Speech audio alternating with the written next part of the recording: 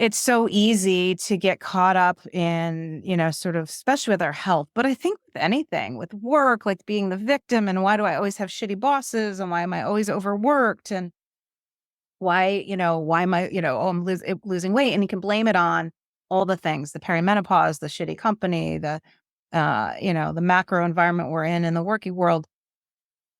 But there's always a different way to do things and look at things. And so for me, it started with curiosity. Hey, Nicole, what do you get when a former corporate CEO and a do-gooding executive walk into a recording studio? Well, Erin, nothing, because the two of us are usually on my couch or Zoom, because wine. You get a podcast created for Gen X women who are bought into the corporate world, but fed up with the BS. I know. It's how to thrive the 9 to 5 or 6 or 7. Yeah, it's career therapy. It's comedy. It's definitely full on authenticity. Basically, we give you tangible strategies to rise in your career without compromising everything else. Because work doesn't have to suck.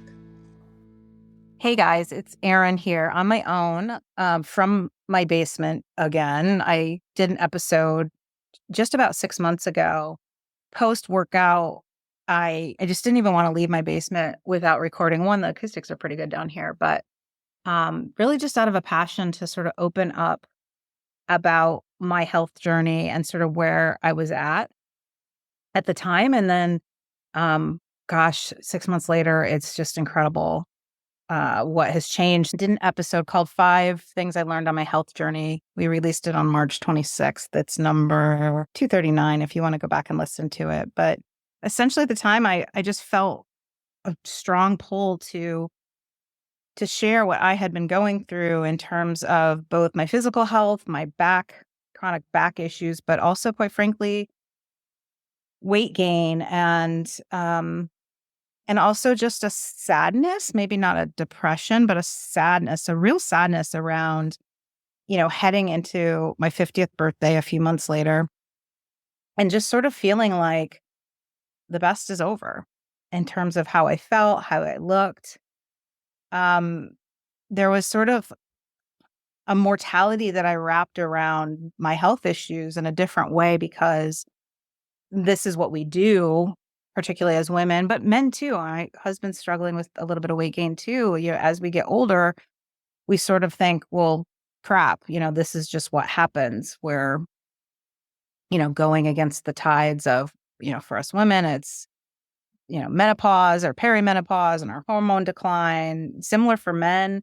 Obviously, it also can be, things around us and habits, but it just sort of feels like a known that you have to deal with. And I sort of thought, well, here we go. It's sort of the best is over. And so anyway, in that episode, I shared kind of my impetus for starting to get curious about what I could change. I knew that a couple things. The biggest thing I knew is I had an addiction to sugar. And I very quickly sort of researched and I knew in the back of my head that really could be part of the issue with my back, the inflammation that, my poor eating was causing. See, I've always, ever since I got out of college, in high school as an athlete, college, I was a, beer athlete. And then when I first started my professional career, I was lucky enough to quickly meet some people who ran every morning and got into running and found my way to really a healthy addiction with exercise. So for the last, 28 years, I've been lucky enough to be really fueled by exercise. Running is a good way to sort of stay fit. I did a lot of HIIT and some strength training over the last 4 years at a gym.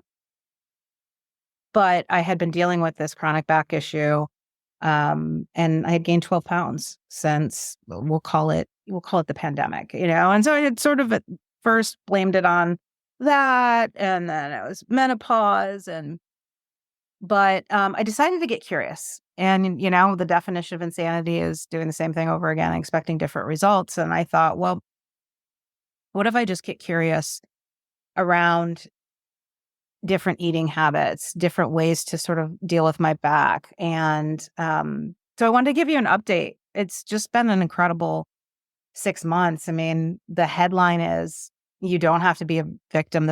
The best is not over. And in fact, start with a headline. I am in, I don't know, it's super cliche to say the best shape of my life, but I am in the best muscular shape of my life. I have abs I've never had. Not a six pack, but they're abs. Like there's muscle. Like you poke there. My shoulders, I've lost all 12 pounds. I lost those actually in about 2 or 3 months. And it's all because I did things differently.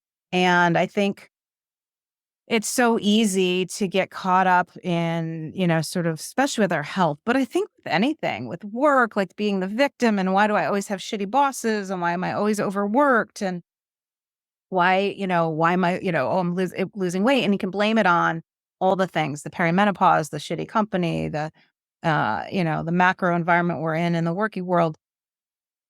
But there's always a different way to do things and look at things. And so for me, it started with curiosity. It started with, as I mentioned in the last episode, going to a functional medicine doctor and doing some tests and quite frankly, admitting out loud to a professional for the first time that I knew that I had this addiction with sugar. I mean, I would eat breakfast and eat and then sometimes shove cookies in my mouth. Like I needed sugar all the time. And what I found out was it wasn't just my DNA or a predisposition. Part of the problem, which is so interesting, was that my running had become diminishing returns.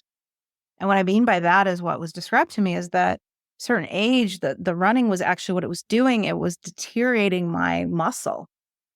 And so when I would get done, my body would crave food. And I remember my doctor asking me, like, are you really hungry? I'm like, oh my God, I'll run, 4 or 5 miles and then I'll be like at Dunkin' Donuts shoving an egg and cheese in my mouth, like ravenous, and then trying to not order a donut to wash it down with. And so I learned some things about running at some age. A lot of people say they stop because their knees or hips. My back was obviously an issue, but it didn't so much hurt to run. But what I learned is that it was starting to not have the same.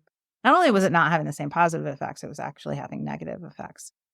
Um, so I learned my cholesterol was high and all these things. So what I hadn't talked about, I think I had just started when I recorded the last episode.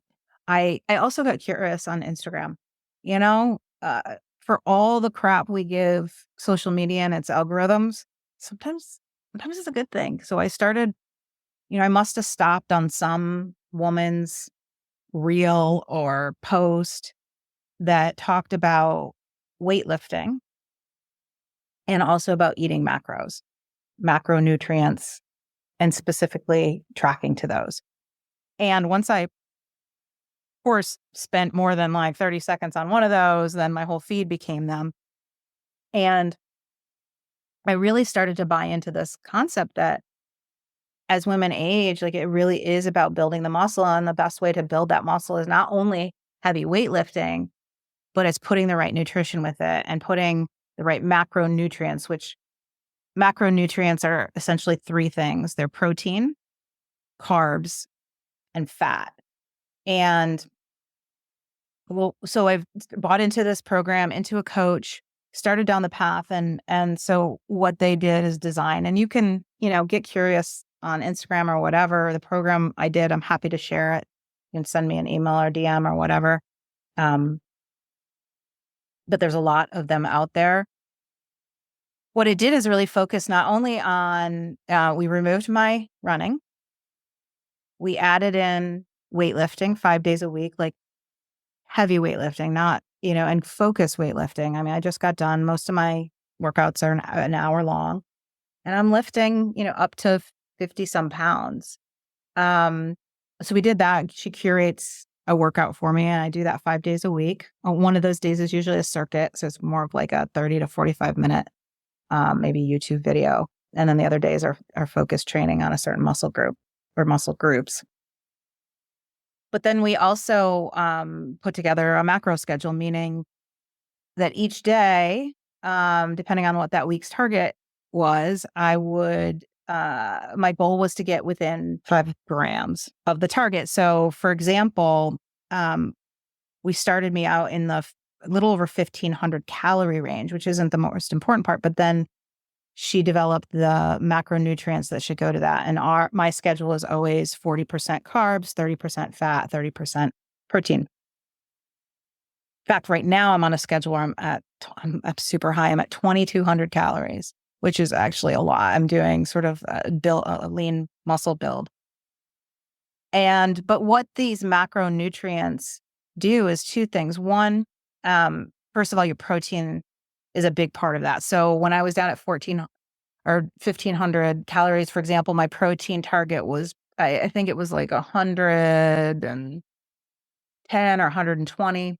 Right now it's 167, I believe. I mean, before that, like my idea of adding protein was having my sugary cereal and then adding like 3 turkey sausage links to it, which are like 7 grams of protein. I had been way under eating protein.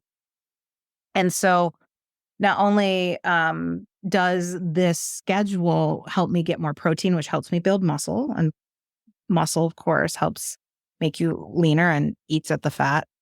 I'm obviously not a highly technical person to explain this, but the more muscle you have, your metabolism goes up and you're able to sort of burn more fat. So the protein target does, helps with that. But the other magic of this is that your body is regularly every day eating about the same, not under, around the same. So the goal is always to get within 5 grams of each of these targets. And that's important because your body knows every day what to expect. And so what happens is your metabolism is revved up.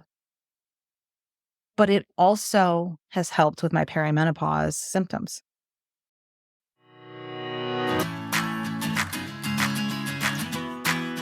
Hey guys, Erin here, and I have some exciting news. So I have been working on my second book, The 50% Rule, for the last few years, and it's now available for pre-order. Here's the truth. I am totally obsessed with this book. And the reasons are, first, because of the rule. The rule completely has changed my life. I use it on freaking everything.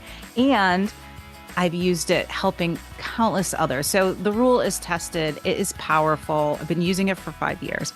But honestly, that probably wouldn't have been enough to write a book about it. It would have gotten kind of boring.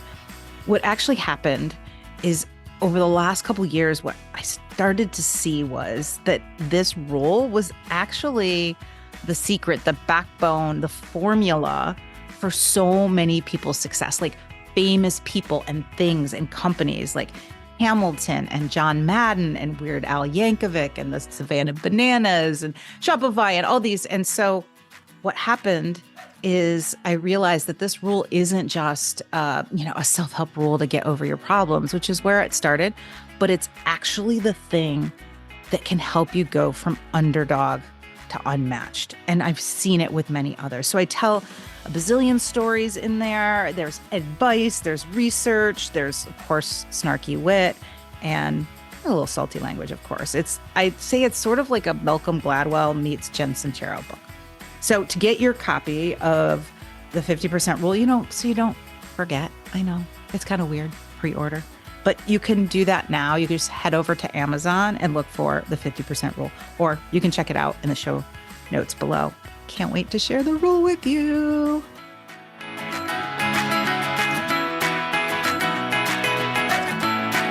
So my biggest symptom, other than you can maybe say the weight gain and the back issues, if you could attach them to the perimenopause, was night sweats.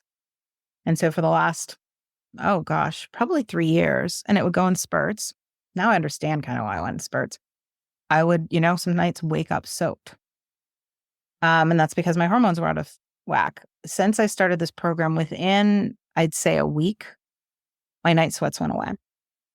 And I've had them a couple times when I'm transitioning. So for example, the third day I was on vacation in Michigan, when I didn't track my macros and my eating and ate more intuitively, my body had a moment one night I remember, I had some night sweats and then I was fine. And the same thing actually was really interesting when I came back. So about 3 days after getting back on my program. So I am 100% certain that this new way of eating has completely helped with my perimenopause symptoms and hopefully will continue to prevent other symptoms like, hot flashes and let's say the 150 different things that can happen to us and perimenopause and menopause.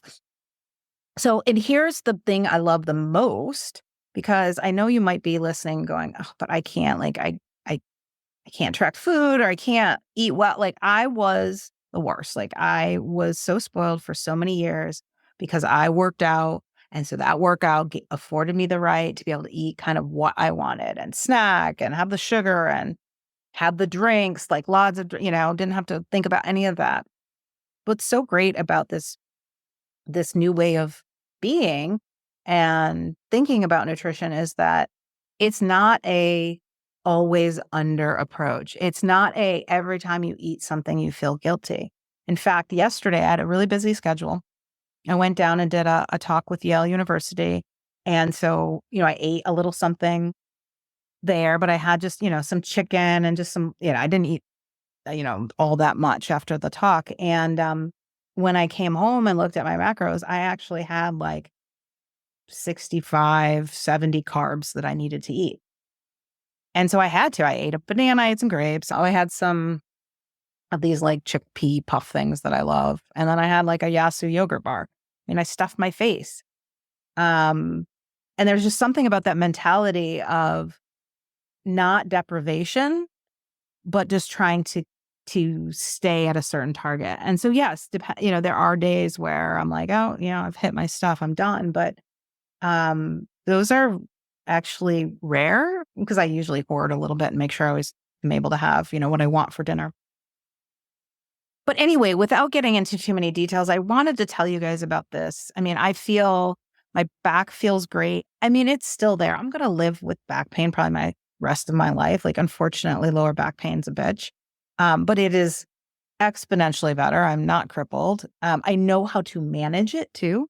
I've really figured out when I have those times, when things are going awry, I have several things that I have curated. I've 50% rolled like what people have taught me. Don't ever listen to just one person when you have back pain or chronic illness. Like, you have to take in all the information and figure out what's best for you. I feel great. I am, like I said, I have got more muscle than I've ever had. I don't feel like I have to succumb to being just this old frumpy lady. I have great energy. My mindset is also just great because I don't feel like I'm a victim to age anymore. Like, I can control it.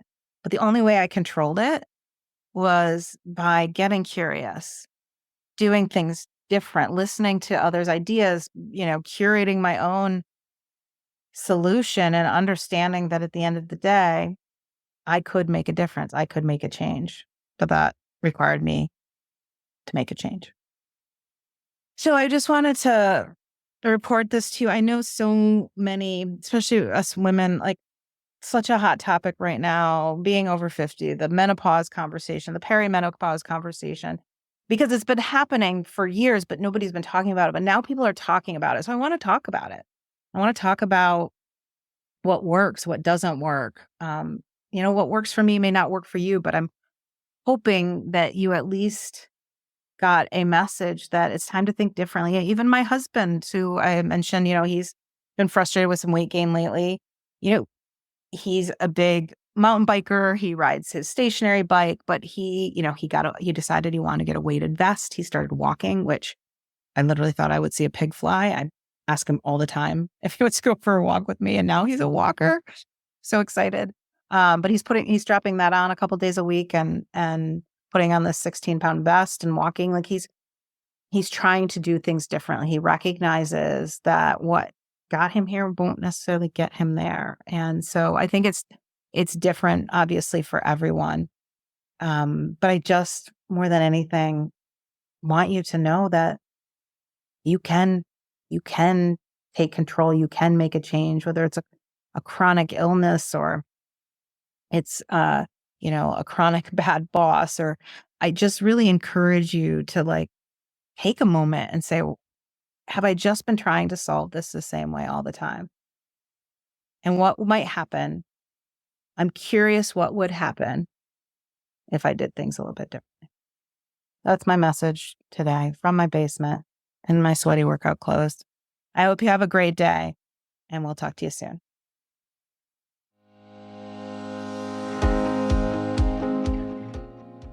Hey, it's Erin with a teeny request. If you have ever gotten any value from this podcast and you'd like us to stick around, plus you want it to continue to grow so we can kind of swindle bigger and more knowledgeable guests to join us and to keep providing you with tangible and inspiring actions you can take to achieve the career and life you deserve, could you please just take 1 minute to leave us a rating and a review? Those reviews go a long way in attracting guests to the show, and candidly, they really make Nicole and I's day. We see you. We really do. So when you have the time and inspiration, we'd love to see a rating and review from you. Thank you.